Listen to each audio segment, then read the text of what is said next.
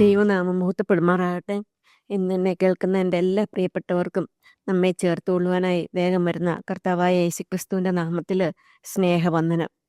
നാം ഈ ദിവസങ്ങളിലെല്ലാം വാതിലുകളെക്കുറിച്ച് പഠിക്കുകയായിരുന്നല്ലോ. യെരുശലേമിൻ്റെ വാതിലുകൾ, വാതിലുകൾ തീ വെച്ച് ചുട്ടും അതിൻ്റെ മതിൽ ഇടിഞ്ഞും കിടക്കുന്നു എന്ന വിവരം നെഹമ്യാവ് അറിഞ്ഞപ്പോൾ നെഹമ്യാവ് ഇരുന്ന് കരഞ്ഞു. ആ വർത്തമാനം കേട്ടപ്പോൾ അവനെ സഹിക്കുന്നതിന് അപ്പുറമായിരുന്നു. അതുകൊണ്ട് കുറേ നാൾ കരഞ്ഞു, ദുഃഖിച്ചു, ഉപവസിച്ചും കൊണ്ട് അത് കഴിഞ്ഞിട്ട് ദൈവത്തോട് പ്രാർത്ഥിച്ചു. പ്രാർത്ഥിച്ചതിന് ശേഷം രാവും പകലും അവൻ ദുഃഖത്തോടു കൂടിയിരുന്ന് അവൻ ദൈവസന്നിധിയിൽ പ്രാർത്ഥിച്ചു. തൻ്റെ ജനത്തിൻ്റെയും പാപങ്ങളെ ഏറ്റുപറഞ്ഞ് ദൈവത്തോട് ക്ഷമ ചോദിച്ചതിന് ശേഷം നെഹമ്യാവും മഹാപുരോഹിതന്മാരും മറ്റുള്ള ജനവും പുരോഹിതന്മാരും എല്ലാം കൂടി ആ വാതിലുകൾ പണിയുന്നതായിട്ട് നമുക്ക് കാണാനായിട്ട് സാധിക്കും. 10 വാതിലുകളാണ് അന്ന് യെരുശലേമിലെ ചുറ്റുപാടും ഉണ്ടായിരുന്നത്. ആ 10 വാതിലുകളും അതിൽ 9 വാതിലുകൾ അവർ പണിതു. ഒരു വാതില് പണിയേണ്ട ആവശ്യമില്ലാത്ത വാതിലാണ് എന്ന് നമ്മൾ കണ്ടു. അങ്ങനെ അവർ 10 വാതിലും അവരത് 10 വാതിലും ഉള്ളത് അവർ ശരിയാക്കി എന്നുള്ളത് നമുക്ക് കാണാനായിട്ട് സാധിക്കും. നമ്മൾ കണ്ടു ഏതൊക്കെ വാതിലാണെന്ന് വെച്ചാൽ ആട്ടിൻവാതിൽ, മീൻവാതിൽ, പഴയ വാതിൽ, താഴ്വര വാതിൽ, 5-ാമത്തെ കുപ്പവാതിൽ, 6-ാമത്തെ ഉറവ് വാതിൽ, നീർവാതിൽ. നീർവാതിൽ മാത്രം പണിയേണ്ട ആവശ്യമില്ലായിരുന്നു. കാരണം അത് ദൈവത്തിൻ്റെ വചനത്തെക്കുറിച്ച് കാണിക്കുന്നു. അവർ ബാക്കിയുള്ള വാതിലുകളെല്ലാം പണിതിന് ശേഷം അതിൽ ഓടാമ്പലും കതകും ഓടാമ്പലും അന്താഴവും ഇണക്കി ഭദ്രമാക്കി എന്ന് കാണാനായിട്ട് സാധിക്കും. അത് കഴിഞ്ഞ് 8-ാമത്തത് കുതിരവാതിൽ, 9-ാമത്തത് കിഴക്കേ വാതിൽ. ഇന്ന് നമ്മൾ 10-ാമത്തെ വാതിലിനെ കുറിച്ചാണ് പഠിക്കുവാനായിട്ട് പോകുന്നത്. നെഹമ്യാവിൻ്റെ പുസ്തകം 3-ാം അധ്യായത്തിൻ്റെ 31-ാം വാക്യത്തിൽ കാണാം. അതിൻ്റെ ശേഷം തട്ടാന്മാരിൽ ഒരുവനായ മൽക്കിയാവ് ഹമ്മീഫ് ഖാദ് വാതിലിന് നേരെ ദേവാലയദാസന്മാരുടെയും കച്ചവടക്കാരുടെയും സ്ഥലം വരെയും കോണിങ്കിലെ മാളിക മുറി വരെയും അറ്റകുറ്റം തീർത്തു. കോണിങ്കിലെ മാളിക മുറിക്കും ആട്ടുവാതിലിനും മധ്യേ തട്ടാന്മാരും കച്ചവടക്കാരും അറ്റകുറ്റം തീർത്തു. ഇവിടെ നോക്കിക്കേ, അവർ ആട്ടുവാതിൽ മുതൽ തുടങ്ങിയതാണ്.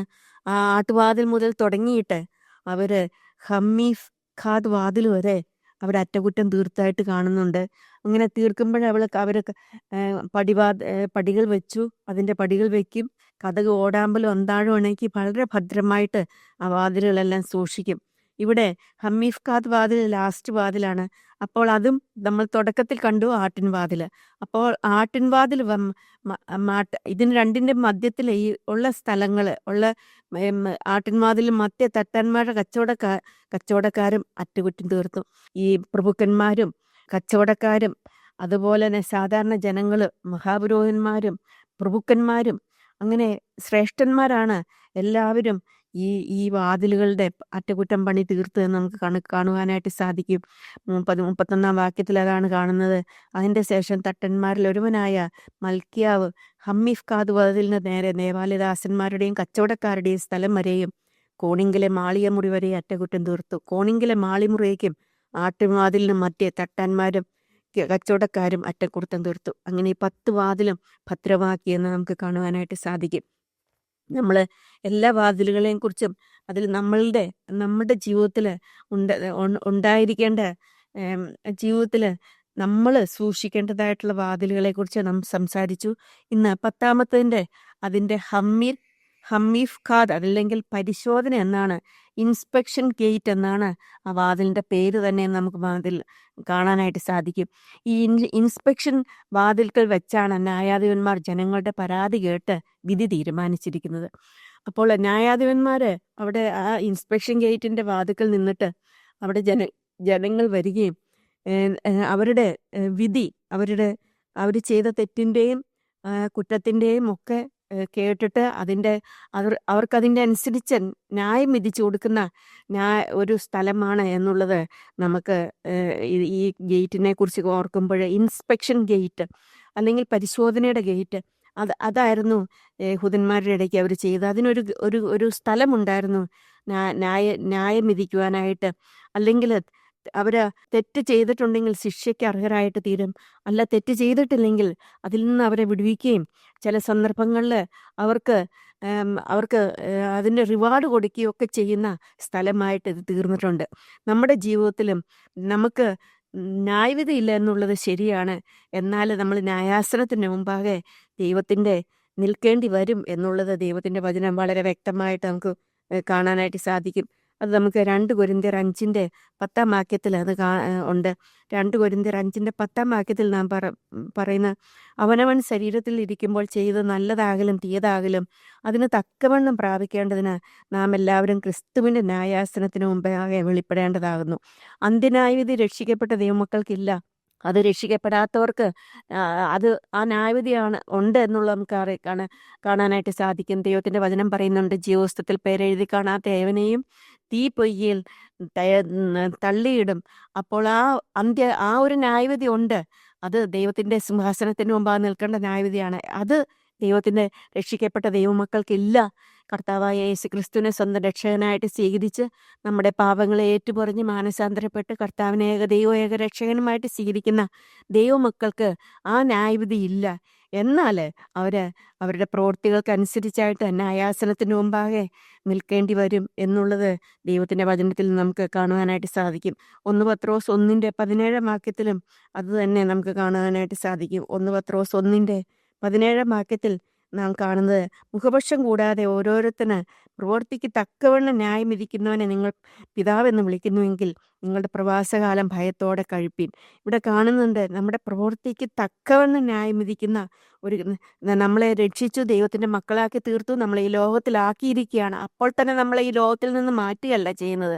നാം ഈ ലോകത്തിൽ ജീവിച്ച് ഇവിടെ പ്രവർത്തിക്കുവാനായിട്ട് ദൈവം നമ്മൾക്ക് സാവകാശം തന്ന് നമ്മളെ ആക്കിയിരിക്കുകയാണ്. അങ്ങനെ ആക്കിയിരിക്കുന്ന നമ്മുടെ പ്രവൃത്തികൾ അതെല്ലാം ഒരു ദിവസം പരിശോധന ഗേറ്റിൽ കൂടെ അല്ലെങ്കിൽ പരിശോധിക്കുന്ന ഒരു ദിവസമുണ്ട്, ഇൻസ്പെക്ഷൻ ഒരു ദിവസമുണ്ട് എന്നാണ് ഇത് പറയുന്നത്. മുഖപക്ഷം കൂടാതെ, അന്ന് മുഖപക്ഷമില്ല. ഇന്നത്തെ ന്യായാധിപതിന്മാരും മറ്റുള്ളവരൊക്കെ മുഖപക്ഷത്തോടു കൂടി വിധിക്കുവാനായിട്ട് സാധിക്കും. അവിടെ മറ്റുള്ള പല കാര്യങ്ങളും, പക്ഷപാതം, ഇങ്ങനെയുള്ള പല കാര്യങ്ങളും നടക്കും ഈ ലോകത്തിൻ്റെ ന്യായ കോടതിയുടെ മുമ്പാകെ. എന്നാൽ ഇവിടെ മുഖപക്ഷം കൂടാതെ ഓരോരുത്തരും അവൻ്റെ പ്രവൃത്തിക്ക് തക്കവണ്ണം ന്യായം വിധിക്കുന്നവനെ നിങ്ങൾ പിതാവെന്ന് വിളിക്കുന്നുവെങ്കിൽ നിങ്ങളുടെ പ്രവാസകാലം ഭയത്തോടെ കഴിക്കേണ്ടത് ആവശ്യമാണ്.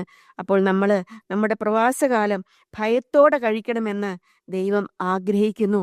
കാരണം എന്താണെന്ന് വെച്ചാൽ, നമ്മൾ ചെയ്യുന്ന എല്ലാ പ്രവൃത്തികൾക്കും ഒരു ദിവസം നാം കണക്ക് ബോധിപ്പിക്കേണ്ടി വരും.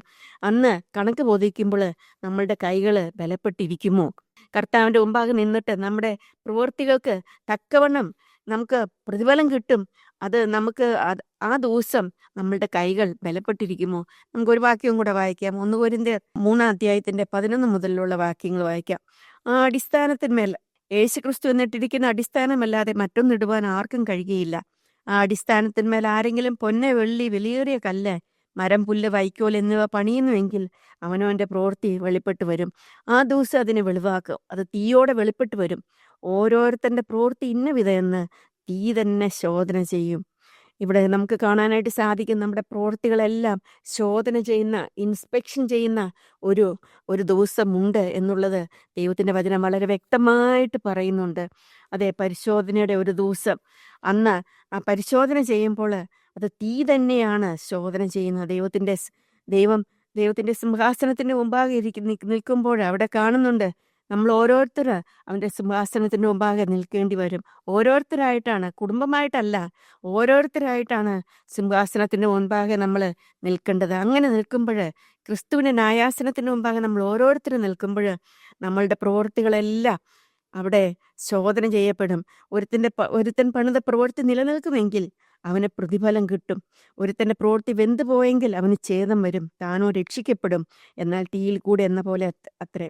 അതെ, നമ്മുടെ പ്രവൃത്തികളെല്ലാം അന്ന് ആ ന്യായാസനത്തിന് മുമ്പാകെ നിൽക്കുമ്പോൾ നമ്മുടെ പ്രവൃത്തി തീയിൽ കൂടെ എന്ന പോലെ നമ്മളെ കടത്തിവിടുന്ന ആ സന്ദർഭങ്ങളിൽ, പരിശോധനയുടെ മധ്യത്തിൽ നമ്മുടെ പ്രവൃത്തി നല്ലതായിരുന്നെങ്കിൽ അത് പൊന്നും വെള്ളിയും അത് വിലയേറിയ കല്ലും കൊണ്ടാണ് അത് പണിതിരുന്നെങ്കിൽ അത് അന്ന് വെളിപ്പെടും. അല്ല, അത് വൈക്കോൽ കൊണ്ടാണ് നമ്മൾ പണിതെങ്കിൽ അത് കത്തിച്ചാമ്പലായിട്ട് തീരും എന്ന് നമുക്ക് കാണുവാനായിട്ട് സാധിക്കും. മരം, പുല്ല്, വൈക്കോൽ എന്നിവ കൊണ്ടാണ് നമ്മൾ ഇത്രയും നാൾ വർഷങ്ങളായിട്ട് ഇരുന്നെങ്കിൽ അന്ന് അതെല്ലാം കത്തിച്ചാമ്പലായിട്ട് നാം അത് തീയിൽ കൂടെ എന്ന പോലെ ചാരമൊന്നുമില്ല, ഒന്നുമില്ലാത്തവരായിട്ട് നാം നിൽക്കേണ്ടി വരും. അപ്പോൾ നമുക്ക് പ്രതിഫലമില്ല എന്ന് മനസ്സിലാക്കുവാനായിട്ട് സാധിക്കും. എന്നാൽ നമ്മുടെ പ്രവൃത്തി പൊന്ന്, വെള്ളി, ഏം, വിലയേറിയ കല്ല് എന്നിവ കൊണ്ടാണെങ്കിൽ അത് അത് അത് നമ്മൾ അത് ചാമ്പലാകത്തില്ല. അത് അന്ന് അത് അത് വെളിപ്പെടുകയും നമ്മൾക്ക് പ്രതിഫലം ലഭിക്കുകയും ചെയ്യും. നാം രക്ഷിക്കപ്പെടും. എന്നാൽ തീയിൽ കൂടെ ആ അവസ്ഥയൊന്ന് ഓർത്തു നോക്കിക്കുക. അതാ നിങ്ങളുടെ പ്രവാസകാലം. ഒന്ന് പത്രോസിൽ നാം വായിച്ചല്ലോ, മുഖപക്ഷം കൂടാതെ ഓരോരുത്തരും പ്രവർത്തിക്ക് തക്കവണ്ണം ന്യായം വിധിക്കുന്നവനെ നിങ്ങൾ പിതാവെന്ന് വിളിക്കുന്നുവെങ്കിൽ നിങ്ങളുടെ പ്രവാസകാലം ഭയത്തോടെ കഴിപ്പീൻ. അതെ, അതെ സഹോദരിമാരെ, നമ്മുടെ പ്രവാസകാലം ഭയത്തോടെ കഴിക്കുവാനായിട്ട് നമുക്കൊരു പരിശോധനയുടെ ഘട്ടമുണ്ട്, ഒരു ഇൻസ്പെക്ഷൻ ഉണ്ട് എന്നുള്ളത് മനസ്സിലാക്കിക്കൊണ്ട് ഓരോ ദിവസവും നമ്മൾ നമ്മൾ നമ്മുടെ ചെയ്യുന്ന പ്രവൃത്തികൾ നമ്മളെ കർത്താവ് തൻ്റെ രക്തത്താൽ വിടുവിച്ചു. അത് നമുക്ക് ദാനമായിട്ടാണ് നമുക്ക് രക്ഷ തന്നത്. എന്നാൽ നമ്മുടെ നാം ചെയ്യുന്ന പ്രവൃത്തികൾക്ക് തക്ക ഫലം നമുക്ക് കിട്ടും എന്നുള്ളത് മനസ്സിലാക്കിക്കൊണ്ട് നമ്മുടെ പ്രവാസകാലം ഭയത്തോടു കൂടി കഴിപ്പാൻ നമുക്കൊരു ദൈവത്തിൻ്റെ ന്യായാസനത്തിൻ്റെ മുമ്പാകെ നിൽക്കേണ്ട ഒരു ദിവസമുണ്ട് എന്നുള്ളത് മനസ്സിലാക്കിക്കൊണ്ട് ജീവിപ്പാൻ കർത്താവ് നമ്മളെ സഹായിക്കട്ടെ. അവൻ്റെ പുണ്യനാമം, അവൻ്റെ വലിയ നാമം എന്നും എന്നേക്കും മുഹൂർത്തപ്പെടുമാറാകട്ടെ.